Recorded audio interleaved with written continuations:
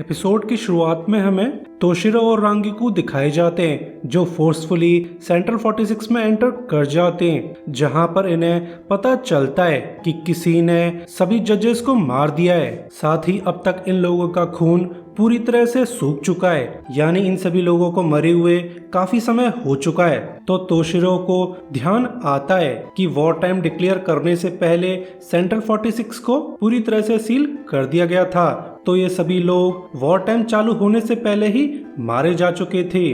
तो अब तोशिरो को ये समझ में नहीं आ रहा है कि आखिर सोल सोसाइटी को ऑर्डर्स पास कौन कर रहा था, साथ ही रुकिया के एग्जीक्यूशन ऑर्डर्स किसने पास किए हैं। जिसके बाद तोशिरो को एहसास होता है कि ये प्रोबेबली कैप्टन गीन का काम है, पर वो अकेले ये सब कॉन्स्पिरेसी तैयार नहीं कर सकता। पर तभी इन्हें कैप्टन गीन का लेफ्टिनेंट कीरा दिखाई देता है, जिसे फिर ये लोग चेज करने लगते हैं, जो फिर सेंटर 46 से बाहर निकलकर भागना स्टार्ट कर देता है। साथ ही वो तोशिरो को टॉन्ट करता है कि मुझे चेज करने से पहले तुम्हें लेफ्टिनेंट मोमो को बचाना चाहिए, क्योंकि अब वो 10th स्क्वाड के बैरिक्स में नहीं है। तो यह सुनकर तोशिरो बहुत ज्यादा शॉक्ड है। आखिर ये मोमो शांति से बैठ क्यों नहीं सकती, बार बार ये प्रॉब्लम्स क्रिएट क्यों कर रही है। पर तभी कीरा उसके थॉट्स को इंटरप्ट कर देता है, ये बताते हुए कि कैप्टन तोशिरो, आपको जरा भी एहसास नहीं हुआ कि मोमो पूरे टाइम आपको फॉलो कर रही थी, जिस वजह से मोमो अब सेंट्रल 46 पहुंच चुकी है, जो इस समय सोल सोसाइटी की सबसे डेंजरस जगह है। तो ये सुनकर तोशिरो काफी ज्यादा घबरा जाता है, जो रांगिकू को ऑर्डर्स देता है कि वो कीरा को फॉलो करते रहे, और फिर तोशिरो यहाँ से निकल जाता है। मगर जैसे ही तोशिरो यहाँ से जाता है, तैसे ही कीरा भागना बंद कर देता है, यानी ये सब उसका एक प्लान था ताकि वो तोशिरो को यहाँ से दूर भेज सके।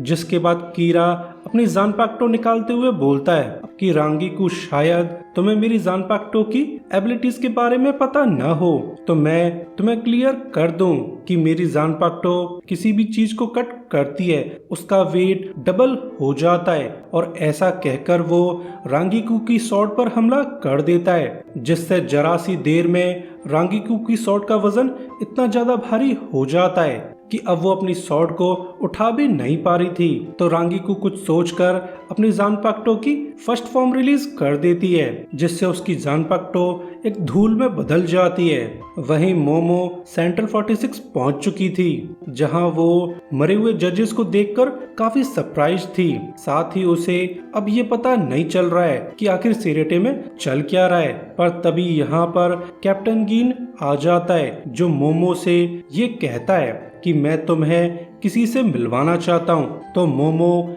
कैप्टन गीन को फॉलो करने लगती है, तो वो देखती है कि यहाँ पर तो कैप्टन आइजन मौजूद हैं, वो भी जिंदा। तो ये देखकर मोमो बहुत ज्यादा खुश है, और फिर वो खुशी से कैप्टन आइजन से लिपट जाती है। मगर इस होशियार को ये खबर नहीं है कि आइजन कोई अच्छा इंसान नहीं है, वो एक बहुत बड़ी कॉन्स्पिरेसी तैयार कर रहा है, जो कि काफी ऑब्वियस थी। मगर मोमो इस बारे में सोचना ही नहीं चाहती कि कैप्टन आइजन ने मरने का नाटक क्यों किया, साथ ही कैप्टन आइजन तोशिरो को फ्रेम क्यों करना चाहते थे।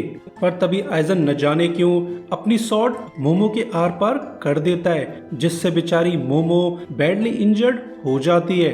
पर आइजन उस पर बिना ध्यान दिए यहाँ से जाने लगता है। पर अब तक तोशिरो यहाँ पर आ चुका था, जो आइजन को जिंदा देखकर काफी ज्यादा शॉक्ड है। पर तभी उसे मोमो दिखाई दे जाती है, जो कि अब मरने की कगार पर थी। तो तोशिरो बहुत ज्यादा घबरा जाता है, साथ ही उसे समझ आ जाता है कि आइजन एक ट्रूली इवल पर्सन है, जो मोमो की फीलिंग्स के साथ खेल रहा था, क्योंकि उसकी नजर में मोमो तो बस एक ब्रोकन टॉय है, जिसे वो कभी भी डिस्कार्ड कर सकता है। तो ये सब जानकर तोशिरो पूरी तरह से भड़क जाता है, जो डायरेक्टली गुस्से में अपनी बांकाई को रिलीज कर देता है, क्योंकि अब वो बस इन ट्रेटर्स को मारना चाहता है। पर तभी यहाँ पर उनोहाना और उसकी लेफ्टिनेंट इसाने आ जाती हैं, जो ये देखकर काफी शॉक्ड हैं कि कैप्टन आइजन अभी भी जिंदा है। और फिर तोशिरो कैप्टन आइजन पर हमला कर देता है, जिसमें वो बड़ी आसानी से कैप्टन आइजन को फ्रीज कर देता है। मगर ये सब इनका वहम था, क्योंकि आइजन बड़ी आसानी से तोशिरो को काट डालता है, यानी आइजन बहुत ही ज्यादा स्ट्रॉन्ग है। तो ये सब देखकर कैप्टन उनोहाना सारा मैटर समझ जाती है और फिर वो आइजन से पूछती है कि तुमने अपने मरने का नाटक कैसे किया? जो बॉडी मैंने चेक की थी वो बिल्कुल तुम्हारी थी। तो कैप्टन आइजन उनोहाना को बताता है कि मेरी जानपाक्टो थोड़ी स्पेशल है, जिसकी एबिलिटीज परफेक्ट हिप्नोसिस है। अगर किसी ने भी मेरी जानपाक्टो की शिकायत देखी हो तो मैं उसे पूरी तरह से हिप्नोटाइज कर सकता हूँ। तो मेरे लिए मरने का नाटक करना बहुत आसान था। तो ये सुनकर उनहाना को क्लियर हो जाता है कि कैप्टन आइजन ने पूरी सोल सोसाइटी को हिप्नोटाइज कर रखा है, जिन्हें वो जैसे चाहे कंट्रोल कर सकता है। इसके बाद कैप्टन गीन एक तरह की टेक्निक लॉन्च कर देता है, जिससे वो कैप्टन आइजन के साथ यहाँ से टेलीपोर्ट हो जाता है। इसके बाद कैप्टन आइजन सोक्योक्यू हिल तक पहुँच जाता है, जहाँ पर तोशन रेंजी और रुकिया को भी ले आया था। तो आइजन रेंजी से कहता है कि क्या तुम मुझे रुकिया को सौंप सकते हो? शायद मैं तुम्हारी जान बख्श दूं। इसी के साथ ये एपिसोड एंड हो जाता है। सो अभी के लिए goodbye, thanks for watching.